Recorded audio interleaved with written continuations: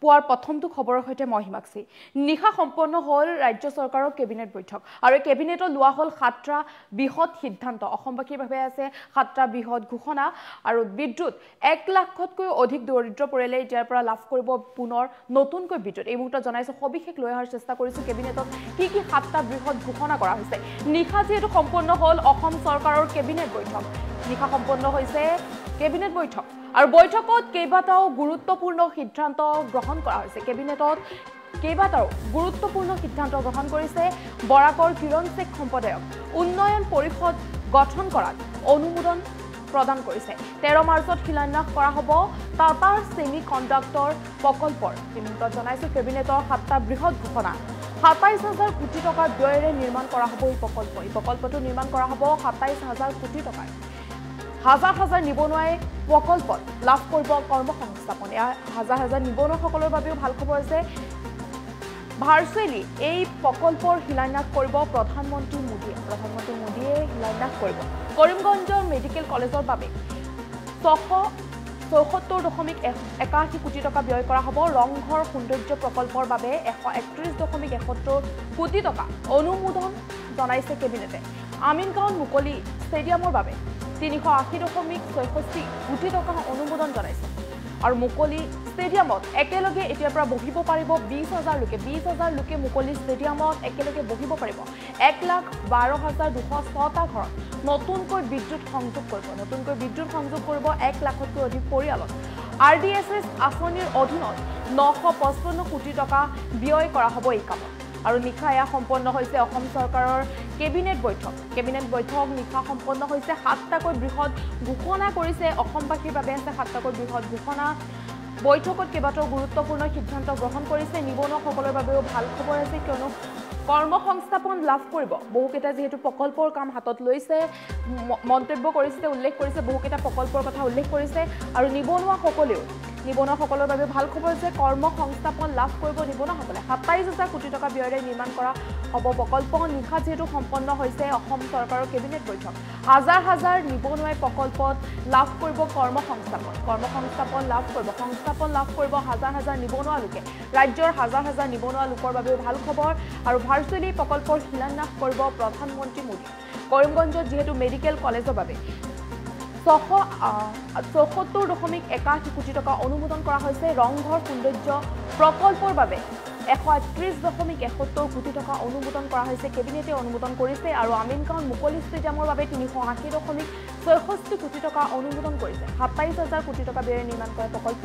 মুকলি ষ্টেডিয়ামত একেলগে বহিব পাৰিব এতিয়াৰ পৰা ২০,০০০ লোকে মুকলি ষ্টেডিয়ামত একেলগে বহিব পাৰিব আৰু ১,১২,২০৬টা ঘৰত নতুনকৈ বিদ্যুৎ সংযোগ দিয়া হ'ব নতুনকৈ বিদ্যুৎ সংযোজন হ'ব ১ লাখতকৈ অধিক পৰিয়ালত নতুনকৈ হ'ব বিদ্যুৎ সংযোজন এয়া কেবিনেটত ৰাজ্য চৰকাৰে ৭টাকৈ বৃহৎ ঘোষণা কৰিছে এই মুহূৰ্তত মন্তব্য আছে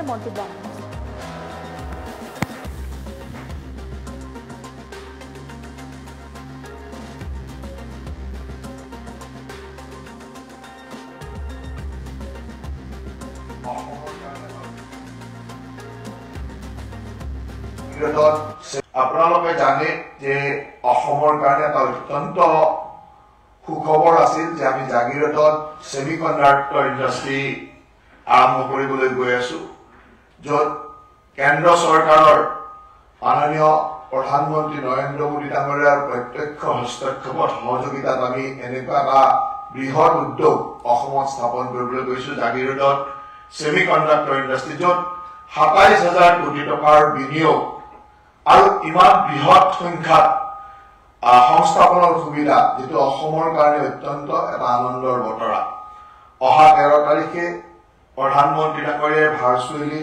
ইয়াৰ শিলান্যাস বা ইয়াৰ শুভাৰম্ভণিৰ কাম আৰম্ভ কৰিব গতিকে জাগিৰোডবাসী বা অসমবাসীয়ে তাৰ কাৰণে সম্পূৰ্ণ প্ৰস্তুত হৈ উঠিছে অহা ১৩ তাৰিখে ৰাতিপুৱা ইয়াৰ শিলান্যাস হ'ব অসমত মাইতেই মণিপুৰী মায়েক স্ক্ৰিপ্ট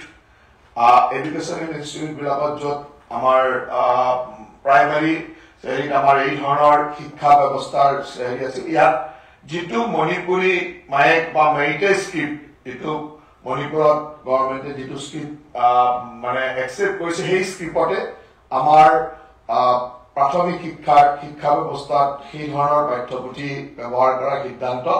আজি লোৱা হয়। আপোনালোক সকলোৰে জ্ঞাত যে আমি ইতিমধ্যে কৈছিলো যে যোৰহাটৰ টাউন ৱাটাৰ ছাপ্লাই স্কিমত 24 ঘণ্টা 7 দিনে প্ৰতিটো সময়তে ড্ৰিংক ফ্ৰম টেপ ফেচিলিটি মানে ডাইৰেক্ট টেপৰ পৰা পানী লৈ খাব পৰা তেনেকুৱা ধৰণৰ 24 ঘণ্টা আৰু 24 hours into 7 এনেকুৱা ধৰণৰ এটা পানীৰ ব্যৱস্থা ডেভেলপ কৰিবৰ কাৰণে আমি ইতিমধ্যে যোৰহাট টাউন ৱাটাৰ ছাপ্লাই স্কিমৰ কাম আমাৰ PHED ডিপাৰ্টমেণ্টে কৰি আছিলে মানে কাম বিভিন্ন ডিপিআৰ ইত্যাদি হৈ গ'ল আৰু আজি অসম কেবিনেটে 190.94 crores 191.94 কোটি টকা অসম কেবিনেটে প্ৰশাসনিক এপ্ৰুভেল বা এডমিনিষ্ট্ৰেটিভ এপ্ৰুভেল আজি প্ৰদান কৰে। The draft Assam State Prosecution Service Amendment Rules 2024 our Rule 15 of Assam Service Prosecution Service Rule 2023 এই দুটা অকমান এমেন্ডমেন্ট কৰিছে য'ত আমি বিভিন্ন ধৰণৰ প্ৰফিচিয়েন্সি কাম স্কিল টেষ্ট বা স্পোৰ্টস মেনাৰ মানে কি ধৰণে ল'ব পাৰে কাৰণ আমাৰ এই আসাম আপোনালোকক কোৱা হৈছিল যে আসাম প্ৰসিকিউশ্যন সাৰ্ভিসৰ জৰিয়তে আমি বিভিন্ন ডিস্ট্ৰিক্ট কোৰ্ট বা বিভিন্ন কোৰ্টৰ যিখিনি আমাৰ পিপি এপিপি ইত্যাদি লোৱা হ'ব সেইখিনি স্পোৰ্টস ৰানিঙৰ কাৰণে এই ধৰণৰ ষ্টেট কেবিনেটে ড্ৰাফট কেবিনেট প্ৰসিকিউশ্যন সাৰ্ভিস ৰুল 2024 আজি এপ্ৰুভ কৰিছে। ঘোষণা অনুযায়ী খুব সুন্দৰভাৱে কিছুদিন আগত আমি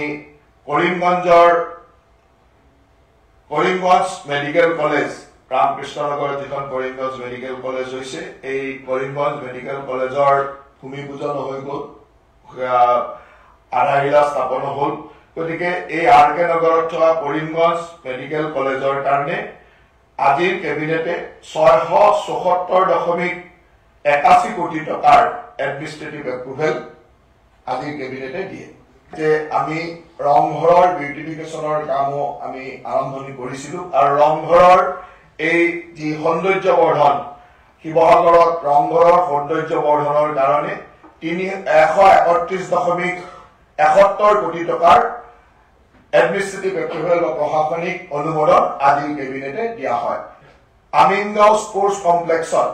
কামৰূপৰ আমিনগাঁও স্পৰ্টছ কমপ্লেক্সত open stadium construction of open stadium এখন মুকলি খেলপথাৰ বা ষ্টেডিয়াম নিৰ্মাণৰ কাৰণে 380.66 কোটি টকাৰ এডমিনিষ্ট্ৰেটিভ এপ্ৰুভেল বা প্ৰশাসনিক অনুমোদন আজিৰ কেবিনেটে দিয়ে য'ত এখন state of art cricket stadium মোটামুটি 20,000 মানুহ বহি সুন্দৰভাৱে চাব পৰা এটা ইণ্টাৰনেশ্যনেল ষ্টেণ্ডাৰ্ডৰ এখন state of art cricket stadium নিৰ্মাণ কৰা হ'ব আৰু এইখনৰ কাৰণে আজিৰ কেবিনেটে 380.66 কোটি টকাৰ প্ৰশাসনিক অনুমোদন আজিৰ কেবিনেটে দিয়ে।